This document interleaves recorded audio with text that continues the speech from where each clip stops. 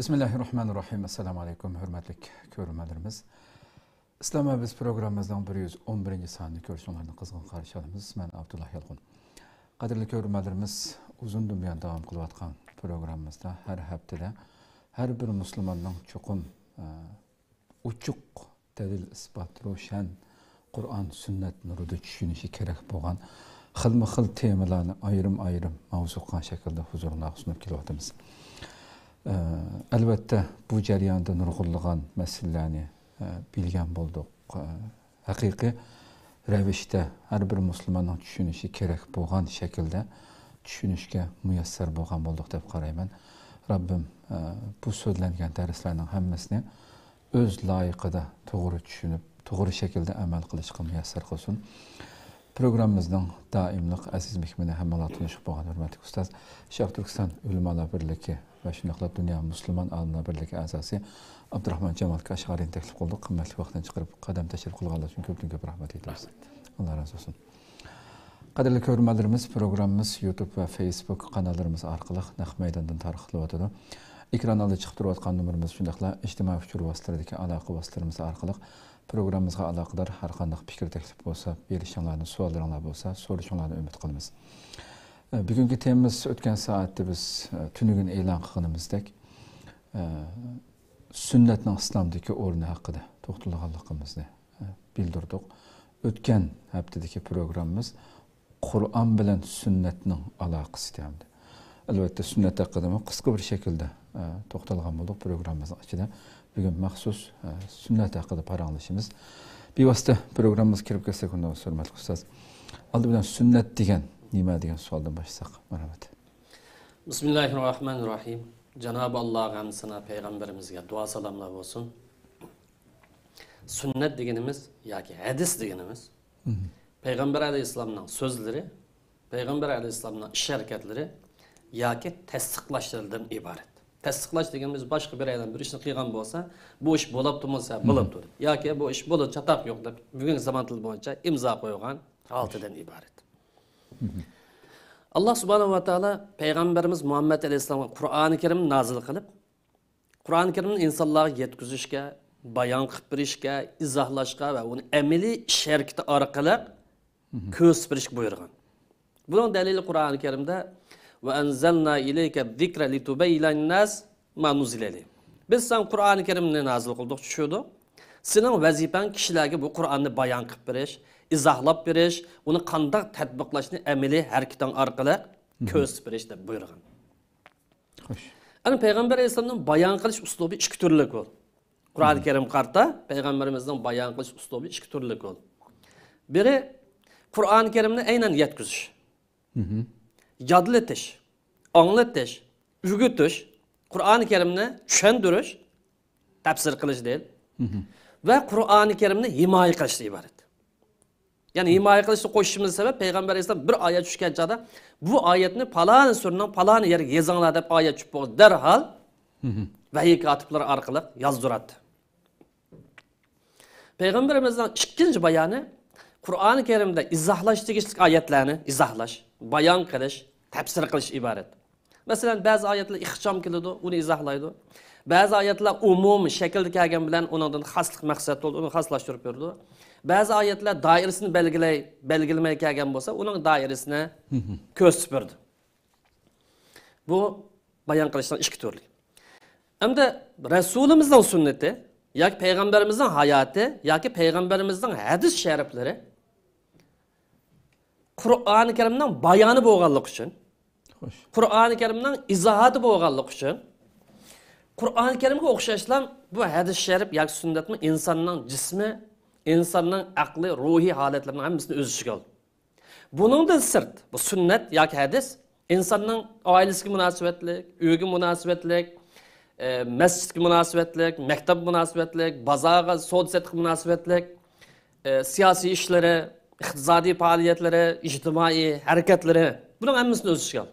Uningdan sirt insonning Alloh bilan bo'lgan aloqasi, insonning o'zi bilan bo'lgan aloqasi, insonning qarindosh inson bilan bo'lgan aloqasi, ayol balchaqsi bilan bo'lgan aloqasi, musulmonlar qanday muomala qilish, musulmon bo'lmagan kofirlar qanday muomala qilish, Hayvanlar qanday muomala qilish, jonsiz narsalar qanday muomala qilishdan iborat har birisiga sunnatda yoki hadis sharifda ko'rsatma bormi bu.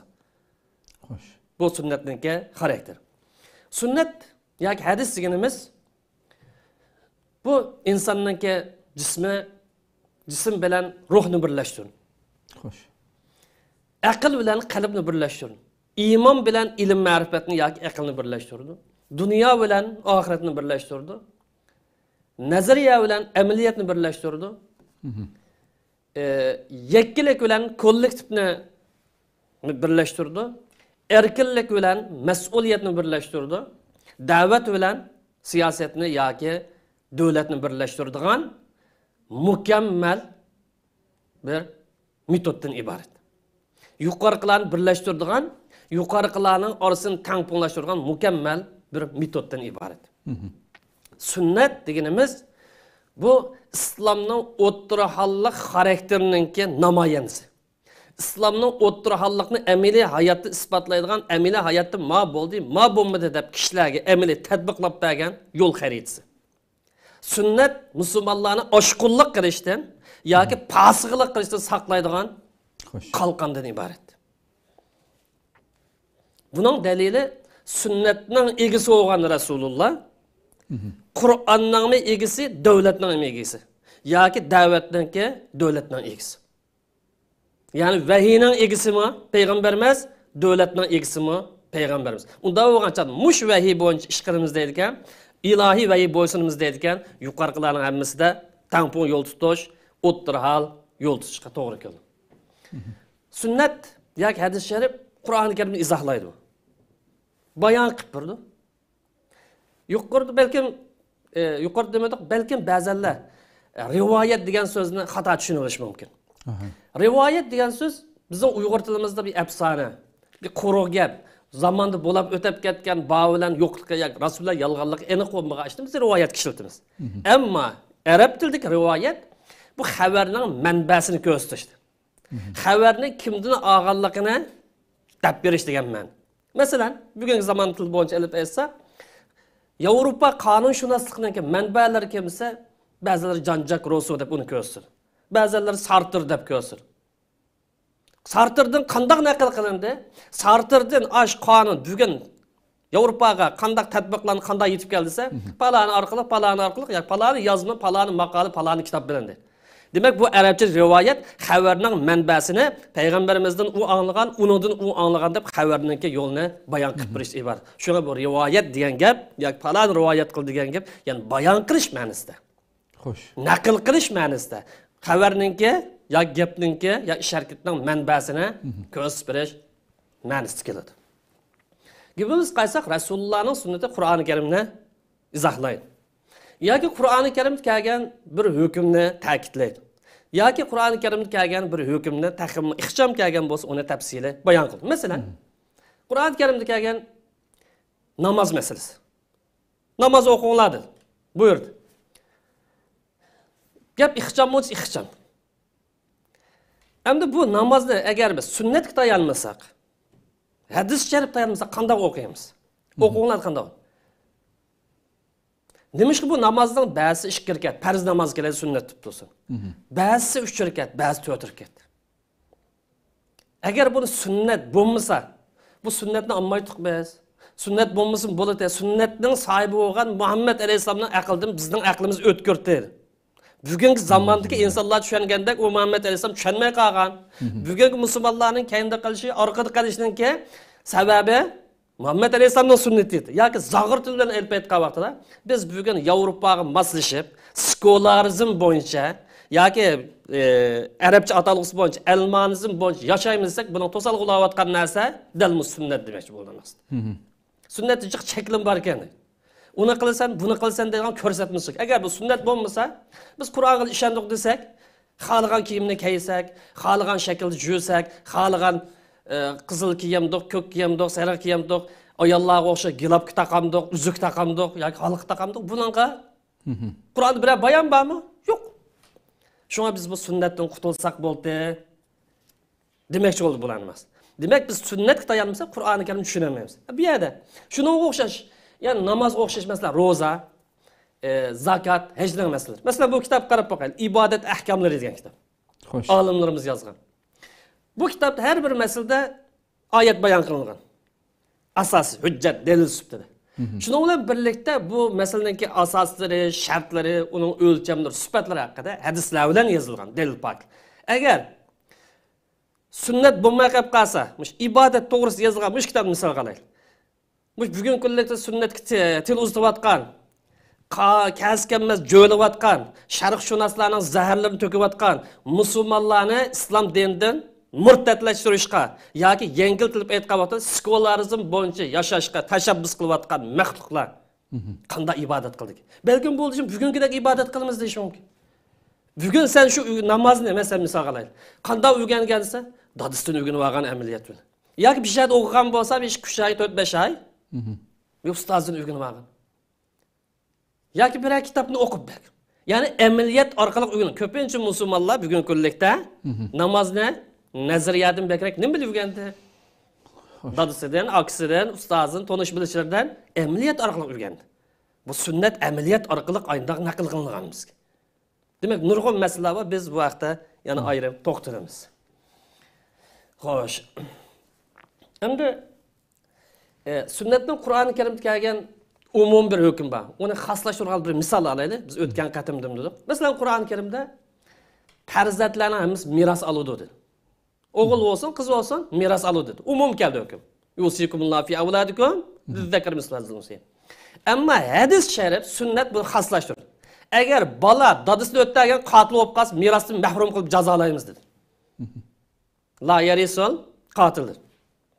Eğer bala öz miras almakçı olan dadısı, anısı, çoğun dadısını bu vurrak ölse, mal dünya benim olsun deyip ötterken olsa bunun niyetini yamanlık için cazalayımız mı? Miras verilmedi, mahrum kılındı dedi. Mesela. Yani şuna okşaş, nurg'un misallar, bir misal daha.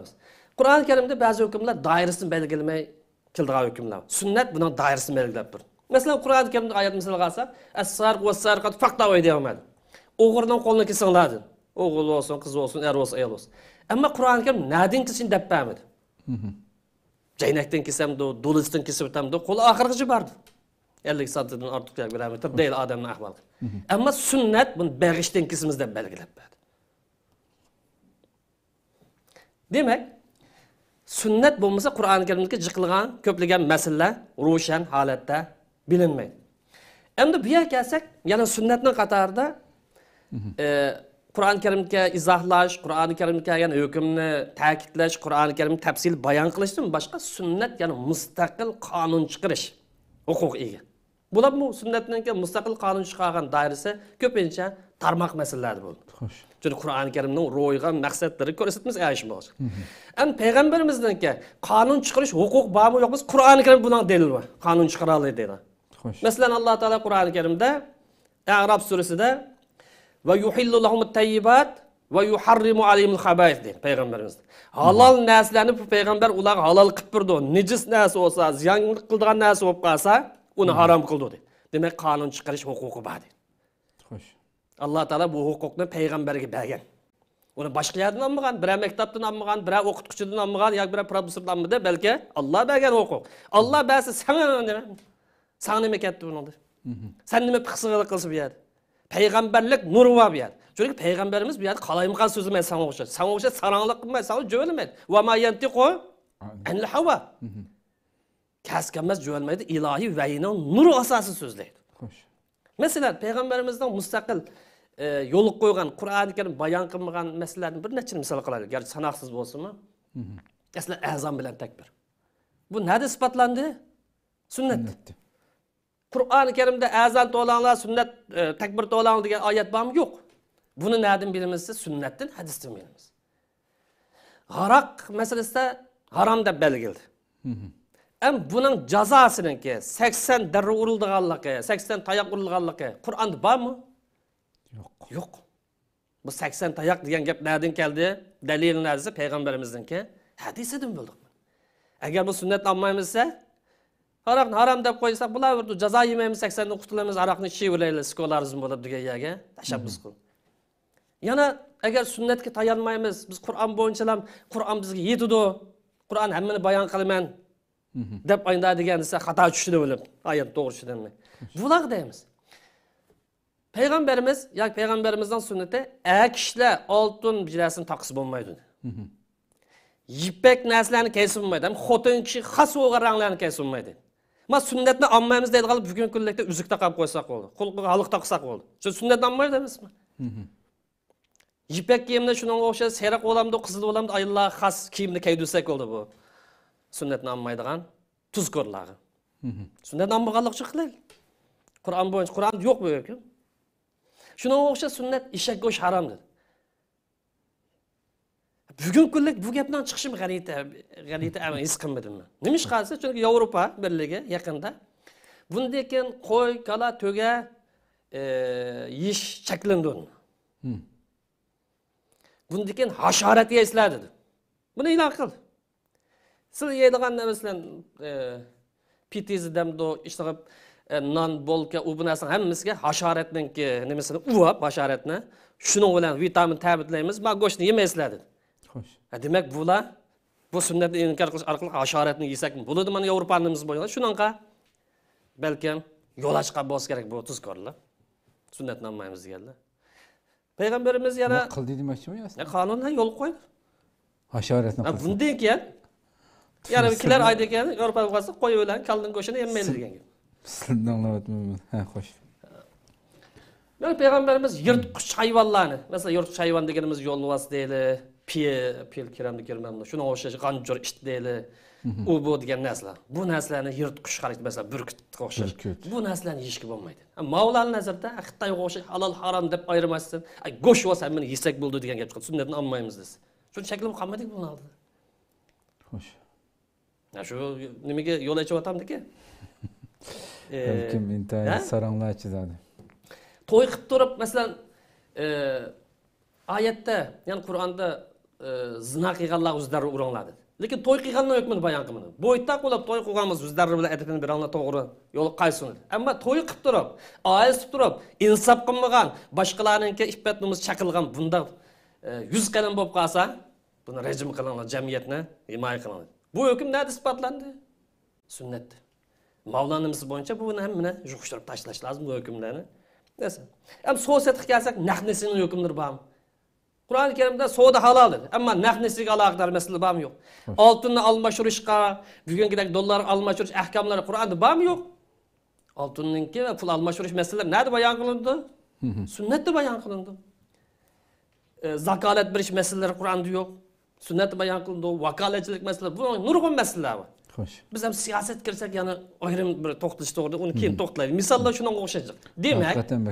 Demak, sunnat Qur'oni Karimning amaliy tatbiqlab turadigan izohat bayondan iborat. Bu rivoyat afsona emas bu. Bu sunnat Qur'oni Karimning oyatlarini ya so'zi orqali izohlaydi, yoki payg'ambarimizning ish harakati orqali izohlaydi, yoki birisi qilgan bo'lsa bo'ladi deydigan imzosi orqali izohlaydi.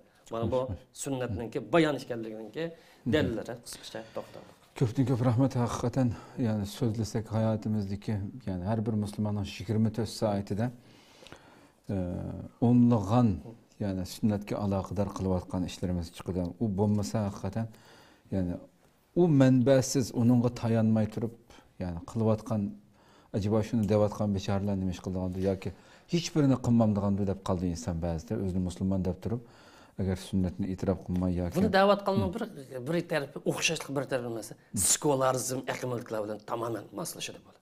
Sekularizm ikki xil bo'ladi. Biz ilgari to'xtaldik. Birisi dinga tamoman o'chog'ini, islomga, yana birisini yerim o'chog'ini.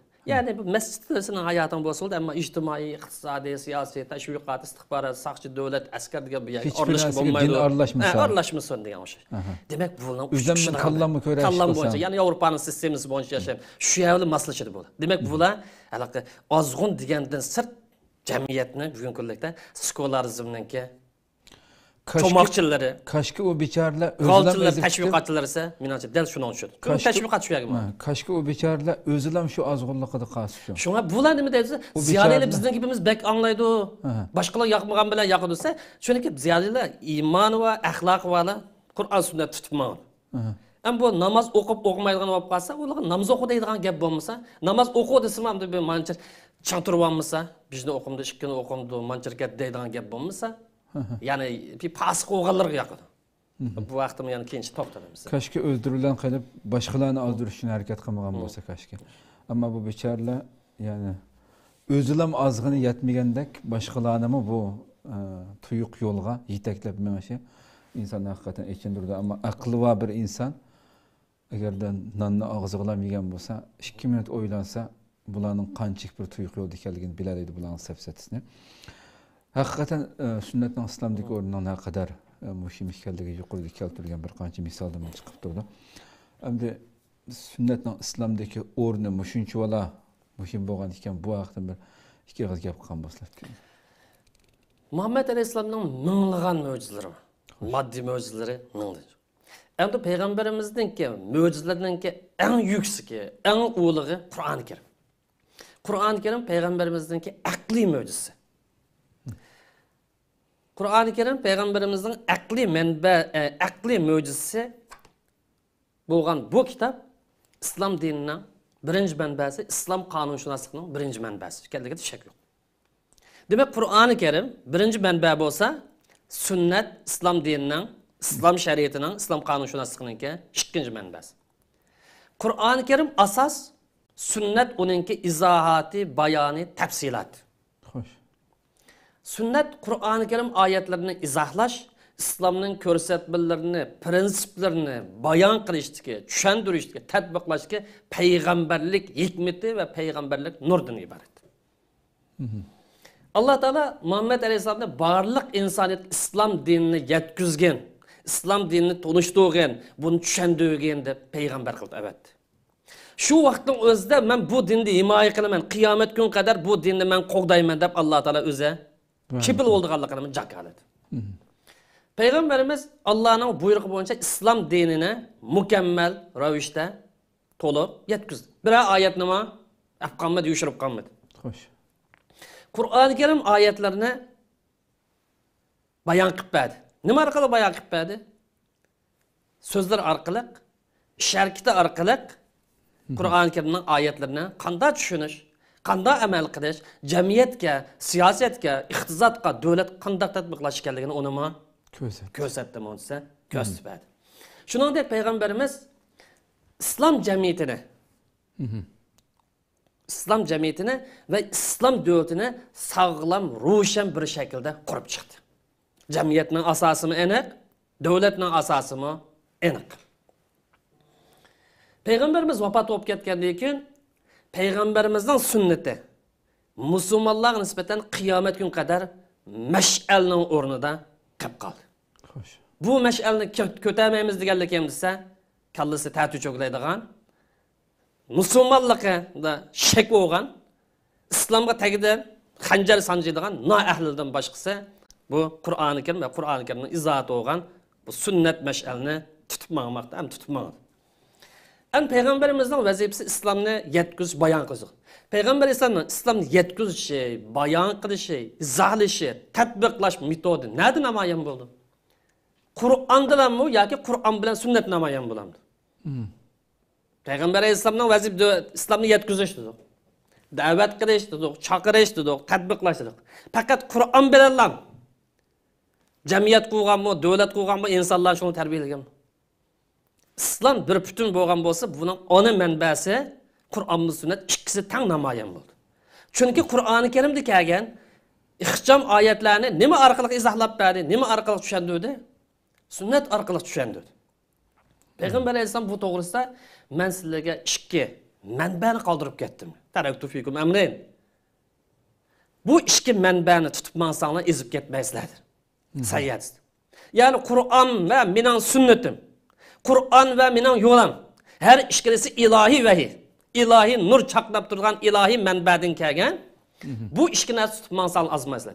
Eğer bu işkisinden birisini tutmasanlar ne degen boludu? Azizlerdir. Şu bugün sünnet hakkında onu bunda. Mesela ma sünnet azık namaz o ayrım degen. Mesela 4 hadis hakkında gap kıldı deyil. Yak ma 6 hadis aklımga uygun kelmedi bu tuttusunmuşadır. Tamam mı? O yüzden düşensi dedi. Eğer aşında bir izdeniz halayeti olgan olsa, akılda ötmegen olsa mesela. Hoş. Lekin bir bütün halette hadisini inkar kılış, bir bütün halette sünnetini çetkile kılış, bir bütün halette bu peygamberlik hikmetini, peygamberlik nurunu Musulmonlar hayot yo'q chiqib sekularizmlashtirish, musulmonlarni dindan chekintirib, jamiyatni kofirlik yo'liga tashabbus qilish bu ozg'unlikdan boshqa nima? Hadisning taqozosi shu. Demak, buningdan nima tushunsa, Payg'ambar alayhisolamning hayoti yoki Payg'ambar alayhisolamning sunnati, payg'ambar bo'lgandan tortib, Qur'oni Karimning, islomning bayoni, Qur'oni Karimning izohati, Qur'oni Karimningki amaliy hayotda qanday tatbiq qilinganligining yo'l xaritasidan iborat. Hem İslam prensipleri, İslam ko'rsatmalarining amaliy namoyandasi iborat. Xo'sh, ama sunnatni islomning ikkinchi manbasi deb qarasak, ikkinchi manbasi deb e'tiqod qilgan vaqtimizda, unda e'tiqod qilamiz albatta. Bu nimani ko'rsatsa, hujjat dalil ko'rsatishda sunnat Qur'oni Karim o'xshash kuchga ega degan hukmni ko'rsatadi. İspatlanish ayrim bir mesele, Qur'oni Karimning ispatlanishi yo'llari, sunnat ayrim mesele. Ammo dalil ko'rsatishda, hujjat pokiz ko'rsatsa, sunnat Qur'oni Karim o'xshash kuchga ega bo'lsa. Masalan, bir masalada bu to'g'rida mandaq oyat bor. Bosh ustigadir. Agar o oyatniki izohat bir xil bo'lsa, tushunchasi bir xil bo'lsa, darhalimdan shuna bosh ustigadir. Shunga o'xshab bu to'g'rida bir hadis bo'lgan bo'lsa, tushunchasi aniq bo'lgan, sahih yo'lga kelgisi bo'lib qolsa, oyatga bosh ustiga deganda sunnatga bizning nima deyishimiz lozim? Bosh ustiga deyishimiz lozim. Chunki Alloh taolo bu vaqtda Alloh ko'rsatmir, "Atiulloha va atiur rasul." Allohga itoat qilinglar, payg'ambarga itoat qiling. Payg'ambar qanday itoat qilamiz? Qur'onga itoat qildik dedi. Desak, Allohga itoat qiling. Payg'ambar itoatimiz nerede? Payg'ambarning yo'lini tutmasak, sunnati bo'yicha ma'mulsak, bu yerda itoatdan. Itoat yo'q, osiylik va fosiqlik va azg'unlik va yana bir narsa bor. Xo'sh. Mana bu sunnatniki o'rnini bu qisqacha bayondan his qilgan bo'ldi deb qarayman. Alloh razı olsun. Endi sunnatni hujjat deb e'tiqod qilishning hukmi haqida ishkol yo'qsa. Musulmonga nisbatan sunnatning hujjatligi. Hem hujjat ko'rsatsa Qur'oni Karimda o'xshash turadiganligi, garchi biz erishimizda dalil ko'rsatib Qur'oni Karim davomli oldigan sunnatning ikkinchi o'ringa oldigan bo'lsa. Ammo bu yerda bir gaplar var, mesela usul fiqh bilimida oyat hadislarni tahlil qiladigan, tadqiq qilgan fanda. Hukmi aniq bo'lgan, ya'ni dalolat aniq bo'lgan, keskin bo'lgan bu masalada Qur'oni Karimningki oyati bilan sahih bo'lgan hadis sharif kuch-quvvat jihatda hujjat ko'z jihatda o'xshash o'rin turamiz, o'xshash o'rindir. Bu vaqtda yani keyin biroz ko'p bo'lg'achqa o'tib ketamiz. Qaytib kelaylik. Musulmonga nisbatan sunnatning hujjatligi va sunnatning hujjat ko'rsa Qur'oni Karim o'xshash o'rin turadiganligi va sunnatning ikkinchi manba ekanligini e'tiqod qilish musulmonga nisbatan farz. Sunnatni hujjat deb qarash, sunnat dalil ko'rsa kuchga ega Qur'ondek, masalan, birinchi manbamiz shu ikkinchi manba deymiz kuchga ega. Qur'onga ashib qilgan dalil, aqliy dalilning oldida. Bazı vaqtda aqliy dalil, naqliy dalil u ayrim bir masala. Bazı masalalar aqliy dalil isbotlanib, bazı naqli u vaqtda yani keyin ayrim to'xtalamiz. Ha, sunnatning hujjat ekanligi, dalil ko'rsatishda Qur'onda o'xshash o'rin turadiganligi va buni sunnatning ikkinchi manba deb qarash bu farz. Xo'sh. Shuningdek sunnatni ilohiy vahiy Alloh tarafidan Muhammad alayhisalomga ma'nis ilhom qilingan ilhom deb qarash bu farz. Bu vaqtda ayrim tafsir to'xtalib, bugun bir oyatni dalil keltirib buningga. Ayrim sunnat zot vahiymi va emasmi, Qur'ondan dalil bormi yo'qmi degan ayrim to'xtalamiz. Qur'oni Karimda Alloh taolo va anzalallohu alaykal kitaba val hikma. Alloh sana kitobni nozil qildi dedi. Kitobdan maqsad Qur'oni Karim. Hikmatni nozil qildi dedi. Hikmat u yerdan kamida, Aristoteldan, Aflatondan kamida dedi. Alloh nozil qilgan hikmat payg'ambarlik nuri bu, payg'ambarlik mash'ali bu dedi. Oyatning dalili bu. Bu sunnatning hammasi vahiy bunday emas. Buning bir qismi Rasulullohning inson bo'lish xarakteri bilan qilgan ijtihodlari bor. Biz bu sunnatning turi haqida ayrim to'xtalamiz. Sunnatningki ko'p qisminiki vahiy, bir qisminiki Rasulullohningki o'zininki tirishchanlik bilan anda bo'lamiki, manda bo'lamiki, malik ismim degan masalalarni taktiki munosabatlik, tajriba munosabat u ayrim bir masala. Biz vaqt yana ayrim to'xtalamiz. Demak, bu yerda oyat nima desa, kitob va hikmat Alloh tarafidan nazil qilingan deydi. Am sunnat bilan hujjat ko'rsatib kuchga ega bo'lganlik to'g'risida payg'ambarimizdan bir hadisimiz olaylik. Ala inni utitul kitob va mislahu ma deydi. Boshqa payg'ambarlardan alayda bo'lgan bir ortiqchilik menda bor deydi. U nima desa Alloh tarafdan kitob berildi, o'g'an bo'lsa, Qur'oni Karim va shuningga o'xshash yana Bir narsa berildi. U olgan bolsam menenki yo'lam dedi. Shuningga o'xshash, ya'ni ilohiy vahiy berildim dedi. Bu boshqa payg'ambarlarga berilmagan, menga berilgan xos bir ortiqchilik dedi. Payg'ambarimizniki bir qanchilgan alayidligi var boshqa payg'ambarlar farqi. Buning qatorida Alloh menga kitob berdi va shuningga o'xshash ya'ni vahiy berdi. Qur'on asos, men berilgina sunnat va Qur'onninki izohati, tafsiri, bayoni yoki ergashmasi iborat. Bu vaqt bir much gap bor, masalan hadisdan qistirib aytsa, ba'zi bir odamlar paydo bo'ldi bundekin. Ammo diqqat qilingsizlar, ogoh bo'ling musulmonlar. Mening ko'rsatgan yo'lam bo'yicha Qur'oni Karim sunnatim bo'yicha manglaydi. Kunlardan ko'ra shunda birisi keldi-ki, maxluqlardan birisi kirlib o'tirib, qahva, choylarni ichib o'tirib, o'zining na'tug'ini bilmay, jo'lib, mullalik qilib, shariatning ashnas bilmaydigan saxtipazlar. Qur'onga yetilsinlarga. Qur'onda hamma narsa bor. Qur'onda halol deganni halol deb ketaveringlar, harom degan bo'lsa harom deb ketinglar, boshqa narsa qaramanglar. Kimning fikri bo'lib qolsa, uni to'liqlaydiganga Aristo, Aflatun, Sartre, Partel, Descartes, uning mansani bo'laver deydigan mushundaq noahlili paydo bo'ldi, sizlar ehtiyot qilinglar dedi. Alloh burun ogohlantirib qo'ydi. Men Qur'onda kelmagan ba'zi masalalarni men cheklagan ishlar bor. To'sqa ishlar diqqat. Buning qatoridan men eshak go'shini harom qildim, ham tarnoqliq, yirtqich xarakterdagi maxluqlarni, hayvonlarni harom qildim. Uni yeyishga bo'lmaydi. Qur'onda yo'qkin deb eshak go'shi yeydigan, yana bijmin yeydigan menda holat tushib qolmang deb payg'ambarimiz Alloh burun ogohlantirgan. Demek bu sünnetning hujjat ekanligi va sunnatning taqozosi bo'yicha amal qilishniki farz ekanligida barliq mujtahid olimlar ittifoq. Xo'sh. Mujtahid olimlardan sirt bir sog'lom islom madrasa o'qigan, ma'ni bir olim bo'ladi deydigan odamning hammasi ittifoq. Talibchaqlar yoki o'qigan bo'lsa so'qinib kirib olgan, yoki islom zamin sanjiydigan, yoki sotqinlik qildigan, yoki bir yerdan unib chiqqan, yoki o'qigan bo'lsa o'zimi yer yashagan bo'lsa-mi, başka yerlerden ideyası terbiyelenken bu məxluqlar İslam ölemez emas. Mesela bu nima o'xshaydi desa, bir misalni misal bersa, komünist partiyani misal edin.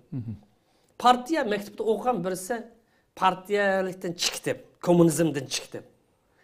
Liberalizmni qabul qilgan bo'lsa deydi mesela. Bu liberalizmniki ideyasi, falsafasi bo'yicha yashab turib, kommunizm degan andaq, u degan mandaq deb izohlasa, nima chiqadi bundan?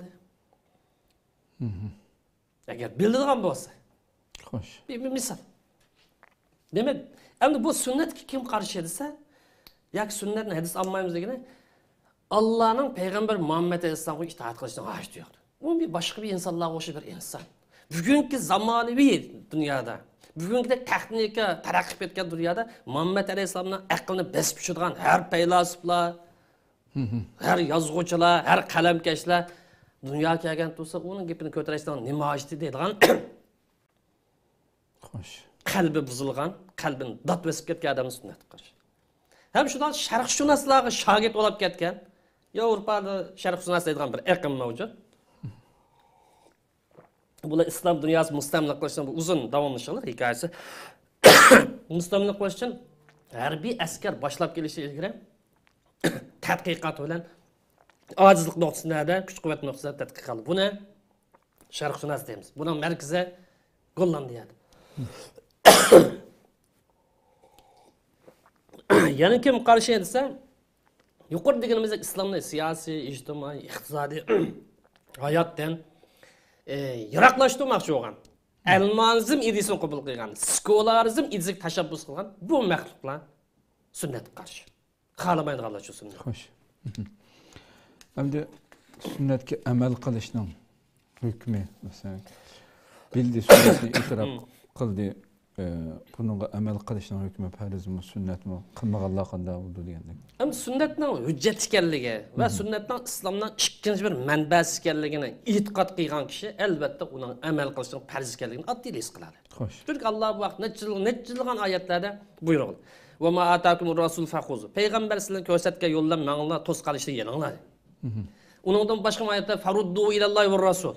Kallangni kelgan bo'yicha ketavermangsizlar dedi. Biz sizlarning mezoninglar va tarozinglar bor. Har qanday ishni Allohning ko'rsatmasi va payg'ambarning ko'rsatmasiga sap ish qilinglar dedi. Xo'sh. Kallam yaktı emas mı? Bir o'lcham mezon bor. Payg'ambarimizning hadislari nurg'un hadislar. Masalan, mening sunnatimni tutib manglar dedi. Enin kendinden doğru yoldan mangan halifelerinin ki bu siyaset başkuruş, devlet başkuruş ki usullardan paylansal buldu. Onu mu tutup manganlar deyir. Bu iştihadi mesele ayrım bir mesele. Keyin toxtalarımız. Demek bir yerde bu yuqorqi dalillardan nimani tushunmasa, Payg'ambar alayhisolamning sunnatini yuz o'rish yoki Payg'ambar alayhisolamning yo'liga ergashmaslikni tashabbus qilish yoki bu sunnatga olmaslikka tashabbus qilish. Ya'ni bir asab musulmon bo'laylik degani, ya'ni bir fosiq musulmon bo'lish tashabbus qilgan bugungi kunlikda. Xo'sh. Xolisa namoz o'qiydigan, o'qimaydigan, xolis islomdan ko'rsatmagan, xolisa yuradigan, xolisa u shaklda bu shakl yuradigan bugungi hop bizda ya'ni bir turjiqqa bu jamoatlarniki Yevropada. Demak, bu sunnat tatu qaraydigan, sunnatni olmaslik bu nega boshlab borsa, ozg'unlik boshlab bor. Ozg'unlik boshlab berish bilan birlikda ig'ir azobga sabab bo'ldi. Çünkü Kur'an-ı Kerim Müslümanlarını agahlandırıp "Fel yahdharillezine yuhalifuna an emri en tusibahum fitnetun ev yusibahum azabun alim." Hazar qilgan, diqqat qilgan. Kimlerse Peygamberinin ko'rsatmasidan, Peygamberinin ta'limotidan, yo'lidan, uning sunnatidan yuz o'riydiganlar. Uni xolamaydiganlar. Uningdan bosh tortganlar. U bo'yicha ma'nishni xolamaydiganlar nimaga duch kelsa, bu dunyodan fitna fasodga duch keladi. Xo'sh. Yoki bo'lmagan bo'lsa, ig'ir bir azob qoladi bular. Fitna fasoddan qutulib qolgan taqdirdami, u bu sabab bilan ig'ir bir azob qoladi deb Qur'oni Karim bu sunnatga ergashmaslik, payg'ambarga ergashmaslik ogohlantirgan. Buning asosan payg'ambar alayhisolamni payg'ambar deb e'tiqod qilgan ekan, uningga ergashish, uning sunnatini tutib menish, sunnatiga amal qilish albatta farz. Ammo birisi payg'ambarimizni payg'ambar deb e'tiqod qildi, lekin amal qilmadi sunnatiga. Hurullik eden, susq eden, yoki bo'lmasa atis qilaman deb, yoki islom bo'lgan tushunchasidan ro'shan bo'lmaganlikdan bugungi bir qism ziyolilar topildigan ish. Bu sunnatga amal qilmas, nimani keltirib chiqardi? Pasiqlik, asiylikni keltirib chiqardi.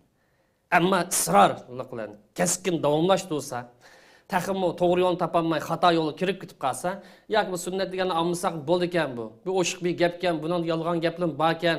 İnsandan sözüm aralashib qolgan, unda bo'lganki buni voz kechaydi desa, yoki ayında sunnat inkor qilgan aqimga bir butun inkor qilgan, yoki qisman inkor qilgan aqimga kirib ketib qolsa, yoki shuni tashabbus qilib qolsa, u vaqtda bundan nima hukm chiqadi?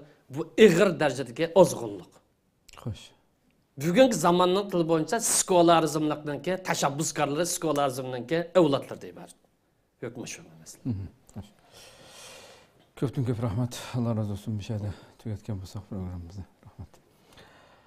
Kadirli görürmenlerimiz şuna kılıp bugünkü sahnimizde bir şeyde ahırlaştırsak. Elbette işçiden nurgun temalar çıkıldığan mesele inşallah.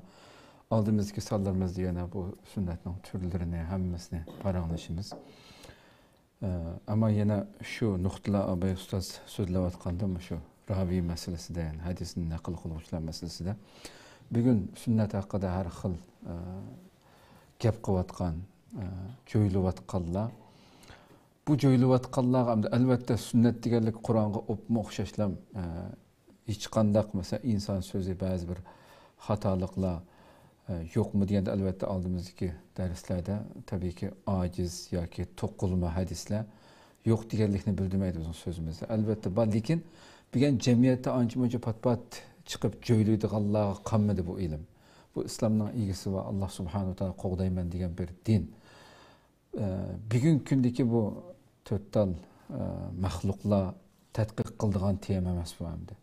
O'zining bo'yiga qarab harakat qilishing kerak. Minglagan mushunchalar uzun tarixdan buyon ne dağlıq ulamolar buningki islomdan boshqa bir dinda yo'q bo'lgan ilmur rijal, ya'ni bir hadisni 5 odam rivoyat qilgan bo'lsa, 5 odamning bütün tarixini 70 püştünü tekşürgəndək tekşürüb, bir haqiqatim hayatında yalğan gap qılğan mı? Hatta öğürtüb tamaq yap qılğan mı bu kişi? Yani onun bir adaletiga, onunki durustluğuna təsir edir. Aşı derecede tədqiq qılıb, cuğlab bu hadisinin en sahih, sağlam, hiç qandaq bir şək buluşu mümkün olmayan şekilde bu sahanın alimleri Allah burun bununki əxlətini ayırıb, göhərlərini ayırıb qıb bolğan bir zamanda bugün uyabiyadan çıkan mahluklar kopup sünnet hakkında bunun içinde acizleri vardı, yoki to'qilmaları vardı deb bu safsatini götürüp çıkıp bu mübarek nurga gap bunun keyindan gap qildigan, bunu yarılash uchun gap qilishga ularni chopi yetmaydi aslında. Lekin shundoq turibmi, yani o'zini dunyoga rezil qilib, o'zini dunyoga sesitib, so'zlayotganlar, go'ylayotganlar va Alloh hidoyat ato qilsin. Deymiz. Alloh subhanahu taolo umr bersa, oldimizdagi hafta o'xshash soatda ko'rishguncha omon bo'linglar. Assalomu alaykum va rahmatullohi taolo va barakatuh.